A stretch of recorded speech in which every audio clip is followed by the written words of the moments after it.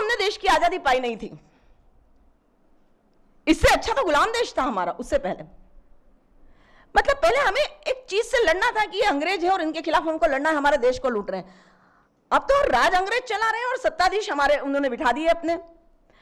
Button वहां से दबता है और नीतियां यहां पास होती है, साइन यहां के लोग करते हैं। हम तो सिर्फ सिग्नेचर करने वाले लोग हैं, नीति निर्धारक हम नहीं रहे अपने देश के लिए। यह सबसे बड़ी दुर्भाग्य की स्थिति इस देश में हो रही है due to liberalisation, due to globalisation. अब ये जो ग्लोबलाइजेशन लिबरलाइजेशन है, ये 3 मुद्दों को लेके आया है। पहली बात तो इन्होंने ये कही कि साहब विदेशी कंपनियां इस देश में क्यों आनी है, विदेशी बहुराष्ट्रीय कंपनियां क्यों आनी है, भारत के लोग अनपढ़े अपढ़े जानते नहीं है कि टेक्नोलॉजी क्या है, इसलिए हम हाई टेक्नोलॉजी देंगे, हाई टेक्नोलॉजी देंगे। और दूसरा उन्होंने बोला कि हमारे देश में पूंजी लाएंगी विदेशी कंपनियां।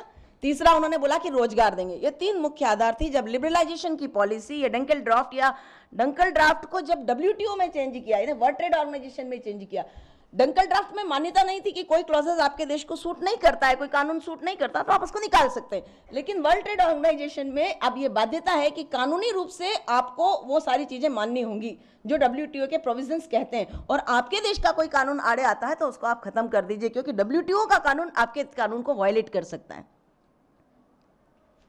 तो ये 3 चीजें उन्होंने कही। अब मैं इसका तीनों चीजों पे आपको बात करना चाहूंगी। पहली बात है कि उन्होंने कहा हाई टेक्नोलॉजी देंगे। ठीक, हाई टेक्नोलॉजी दीजिए, देश में अच्छा है, हाई टेक्नोलॉजी आनी चाहिए। कुछ क्षेत्रों में हमें बहुत जरूरत है हाई टेक्नोलॉजी की। सुपर कंप्यूटर के क्षेत्र में जरूरत है, हमें अंतरिक्ष विज्ञान के क्षेत्र में जरूरत है, हमें हमारे रक्षा प्रणाली के क्षेत्र में जरूरत है। वहाँ कितनी % टेक्नोलॉजी आ रही है विदेशों से, जिसको हाई टेक्नोलॉजी के सही क्षेत्र कहे जाते हैं। परम सुपर कंप्यूटर हमने बनाया है, जो लेटेस्ट टेक्नोलॉजी है। अभी परम 15,000 भी बनने वाला है, 15 या 20,000 कुछ बनने वाला है। परम 10,000 जो बना है भारत, पूरे भारत की स्वदेशी टेक्नोलॉजी से बना है। उसको हाई टेक्नोलॉजी के क्षेत्र का है। कितनी भारत में सोना है, कितनी चांदी है, कितनी वर्षा होगी, कितना नहीं है, कितने दुनिया के देशों में क्या, वो सब अमेरिका के सबसे ज्यादा अच्छे कंप्यूटर से 10 टाइम्स ज्यादा अच्छा कंप्यूटर है, परम सुपर कंप्यूटर। उसके बाद जो अभी नया मान रहा है वो, उसका तो शायद वर्ल्ड में कोई मुकाबला नहीं होगा। उसके बाद हमने जो तय किया, जो रक्षा प्रणाली के क्षेत्र में 90% APJ कलाम सीडेक संस्था और उसकी मदद से जो उसकी को-इन्फ्लेशन संस्थाएं हैं उन्होंने वो बनाई है सारी की 90% रक्षा के क्षेत्र में। अमेरिका से हाई टेक्नोलॉजी जो आई है, पश्चिम के देशों से जो आई है, बहुराष्ट्रीय कंपनियों के जरिए जो हाई टेक्नोलॉजी आई है, वो काय की टेक्नोलॉजी है, रिजेक्टेड 3rd क्लास टेक्नोलॉजी, जो आतंकवाद फैलाती है आपके देश में। क्योंकि आतंकवाद में वो रिजेक्टेड टेक्नोलॉजी के हथियार भेजेंगे, आतंकवादियों को देंगे, आतंकवादी आपके देश में आतंक मचाएंगे, तो पुलिस फोर्स आपको उसी किस्म की टेक्नोलॉजी अमेरिकी सरकार से प्रतिबंध करके उससे 10 गुना ज्यादा खरीदने की आपकी मजबूरी होगी और अमेरिका का हथियार बाजार चलेगा। ये अमेरिका के लिबरलाइजेशन की पॉलिसी। तो ये जो है, ये वाकई में हाई टेक्नोलॉजी आ रही है क्या इस देश में? मुझे नहीं लगता कि हाई टेक्नोलॉजी 1% भी, 99% तो ऐसी चीजों में है, विदेशी कंपनियां, बहुराष्ट्रीय कंपनियां, जिसमें हमें जरूरत नहीं है। और जो हाई टेक्नोलॉजी के क्षेत्र में, उसमें वो फर्स्ट ग्रेड टेक्नोलॉजी देते ही नहीं है। सेकंड जो हमारी है, तो फिर हाई टेक्नोलॉजी के क्षेत्र कौन से जिसमें विदेशी कंपनियां 90% काम कर रही है?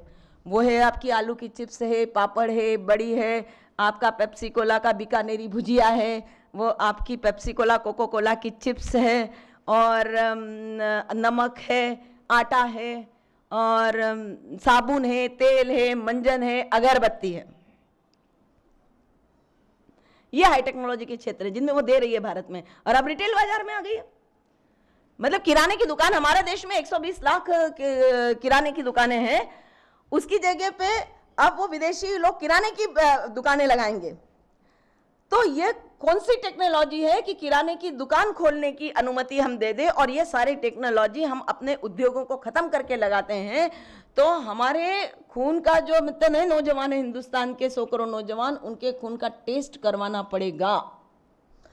इतने बड़े बड़े हमारे मैनेजमेंट कॉलेज है, दिल्ली IIT, बेंगलोर IIT में मेरा व्याख्यान हो चुका है। इतने बड़े बड़े मैनेजमेंट इंस्टीट्यूट है हिंदुस्तान में, इतनी हाई टेक्नोलॉजी के करोड़ों रुपए हिंदुस्तान का खर्च हो रहा है। खून पसीने की भारत की कमाई हजारों करोड़ों स्टूडेंट को तैयार होने पे खर्च हो रही है, और उसके बाद साबुन में, तेल में, अचार में, बड़ी में, पापड़ में, इसमें विदेशी कंपनियां आती हैं। तो क्या हमने अर्थव्यवस्था के कोई क्षेत्र निर्धारित किए हैं? हमारी अर्थव्यवस्था कैसी हो ये हमने सोचा है?